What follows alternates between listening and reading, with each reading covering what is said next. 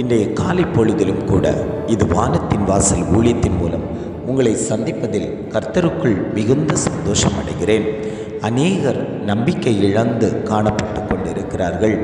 என் நம்பிக்கை வீணாய் போய் கொண்டிருக்கிறதே, என்னுடைய நம்பிக்கையில் ஒரு முடிவு வரவில்லையே, நான் செய்யக்கூடிய வேலையில் செய்யக்கூடிய காரியத்தில் எல்லாமே நம்பிக்கை அற்ற நிலையில தான் என்னுடைய வாழ்க்கையும் போய்கொண்டிருக்கிறதே, என்னுடைய காரியத்தில் ஒரு முடிவு வரவில்லையே, என்னுடைய பிள்ளையின் காரியத்தில் ஒரு முடிவு வரவில்லையே, நான் தேவ சமூகத்தில் அதிகமாய் காத்திருக்கிறேன், ஆனாலும் என்னுடைய காரியம் ஒரு ஜெயமாய் நடக்கவில்லையே என்று அநேகர் தேவனை நோக்கி முறையிட்டு கொண்டிருக்கிறார்கள்.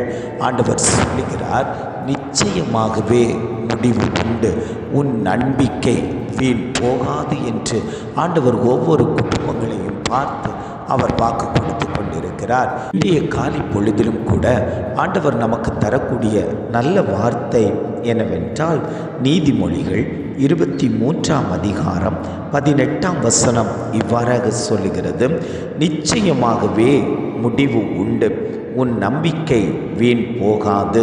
வசனம் இவ்வாறாக சொல்லுகிறது, நிச்சயமாகவே முடிவு உண்டு, உன் நம்பிக்கை வீண் போகாது.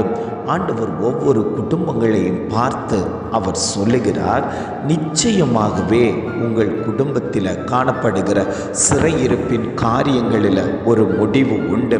நீங்கள் எந்த விசுவாசத்தோடு நம்பிக்கையோடு எந்த காரியத்தை குறித்து ஜெபம் பண்ணி கொண்டிருக்கிறீர்களோ அந்த ஜெபத்துக்கு முடிவு உண்டு. அந்த ஜெபம் வீண் போவது இல்லை, அது தேவ சமூகத்தில் வந்து எட்டியாயிற்று என்று ஆண்டவர் வாக்கு கொடுத்து கொண்டிருக்கிறார். பிரியமான தேவ பிள்ளைகளே, இன்றைக்கு அநேகர் நம்பிக்கையற்ற நிலையில் என்ன ஆகுமோ, ஏது நடக்குமோ, இந்த பொல்லாத உலகத்தில் நான் வாழ்ந்து கொண்டிருக்கிறேன், மண்ணாகிய நான் எப்பொழுது இந்த மண்ணுக்குள் மரித்து போவேன், என்னுடைய வாழ்க்கை நம்பிக்கையற்ற நிலையில் காணப்பட்டு கொண்டிருக்கிறதே, என் பிள்ளையினுடைய வாழ்க்கை நம்பிக்கையற்ற நிலையில் வாழ்ந்து கொண்டிருக்கிறேனே, என்னுடைய காரியம் நம்பிக்கை இழந்து போய் கொண்டிருக்கிறதே, அதில் ஒரு ஜெயத்தை காண முடியவில்லையே, எவ்வளவோ பிரயாசப்படுகிறேன், ஆனாலும் என்னுடைய காரியம் ஜெயமாய் மாற்றப்படவில்லை, எப்பொழுது என்னுடைய காரியத்துக்கு பதில் வரும், நான் அதை நன்மையை எப்பொழுது நான் பெற்றுக்கொள்வேன் என்று அநேகர் பார்த்து கொண்டிருக்கிறீர்கள்.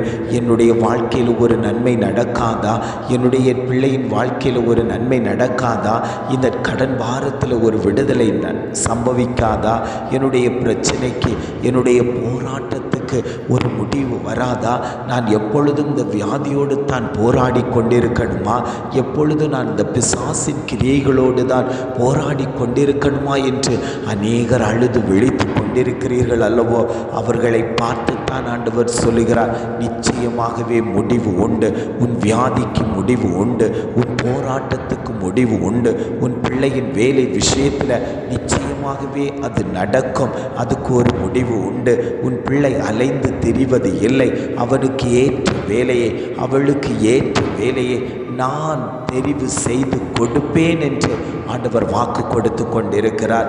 ஆண்டவரே, என் குடும்பத்தில் நடக்கக்கூடிய காரியங்களில் உம்முடைய கரம் வைக்கப்படட்டும், அதில் ஒரு முடிவு தெரியாதபடிக்கு, அதில் ஒரு ஆலோசனை பெற்றுக்கொள்ள முடியாதபடிக்கு என் குடும்பம் தத்தளித்து கொண்டிருக்கிறது. ஆண்டவரே, எதை நான் சொன்னாலும் அதை கேவலமாய் பார்க்கக்கூடிய ஜனங்கள் மத்தியில் நான் வாழ்ந்து கொண்டிருக்கிறேன், எனக்கு ஒரு நல்ல ஆலோசனை தாருங்கப்பா, நல்ல ஒரு முடிவை தாருங்கன்னு அநேகர் கேட்டுக்கொண்டு இருக்கிறீர்கள்.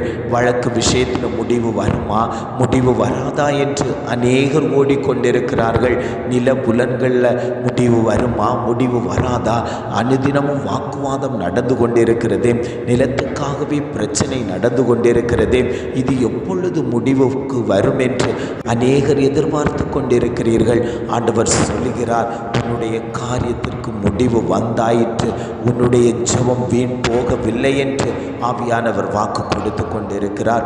தாவீதை நீங்கள் பார்ப்பீர்களேயானால் அநேக துன்பங்கள் அவனுக்கு நேரிட்ட போதிலும் அவன் இந்த துன்பங்களுக்காக ஒரு முடிவு வர வேண்டும் என்று சொல்லி தேவ சமூகத்தில் காத்து கிடந்தான். அவனுக்கு ஒரு முடிவு வந்தது. அவன் இஸ்ரவேலின் சாம்ராஜ்யத்தை சமாதானமாய் 40 வருஷம் ஆட்சி செய்தான். இன்றைக்கு அதே ஆண்டவர் தான் உங்களோடு பேசிக்கொண்டிருக்கிறார். உங்களுடைய காரியங்களுக்கு ஒரு முடிவு உண்டு. உங்களுடைய பிரச்சனைகளுக்கு ஒரு முடிவு உண்டு. தாவீதோடு கூட இருந்த தகப்பன் இன்றைக்கு நான் உங்களோடு கூட இருக்கிறேன். நான் நேற்றும் இன்றும் என்றும் மாறாதவராய் இருக்கிறதுனால உங்களுடைய காரியங்கள் நிச்சயமாகவே அது முடிவுக்கு வரும். அது வீண் போகாது என்று ஆவியானவர் வாக்கு கொடுத்து கொண்டிருக்கிறார். ஜெபிக்கலாமா? அன்பின் பரலோக பிதாவே, இந்த காலை பொழுதுக்காக நாங்கள் உம்மை துதிக்கிறோம், ஸ்தோத்தரிக்கிறோம் ஆண்டவரே. இந்த காலை பொழுதிலும் கூட ஆவியானவர் எங்களுக்கு தந்த நல்ல வார்த்தைக்காக நாங்கள் உம்மை துதிக்கிறோம், ஸ்தோத்தரிக்கிறோம் ஆண்டவரே. நிச்சயமாகவே முடிவு உண்டு. உன் நம்பிக்கை வீண் போகாது என்று அழகான ஒரு வாக்குத்தத்தம் தந்திருக்கீங்க ஆண்டவரே. அந்த வாக்குத்தத்தத்தை பிடித்து நாங்கள் ஜெபிக்க தேவன் தந்த மேலான கிருபைகளுக்காக நாங்கள் உமக்கு நன்றி செலுத்துகிறோம் ஆண்டவரே. எங்கள் வாழ்க்கையில் நிச்சயமற்று கிடந்த காரியங்களில் தேவன் முடிவுக்கு கொண்டு வரும்படியாய் நாங்கள் ஜெபிக்கிறோம் ஆண்டவரே. இனி எந்த ஒரு நபரும் ஆண்டவரே எங்களை குற்றப்படுத்தாதபடிக்கு, குறை சொல்லாதபடிக்கு தேவன் அந்த காரியத்தை ஜெயமாய் நடத்தி தரும்படியாய் நாங்கள் ஜெபிக்கிறோம் ஆண்டவரே.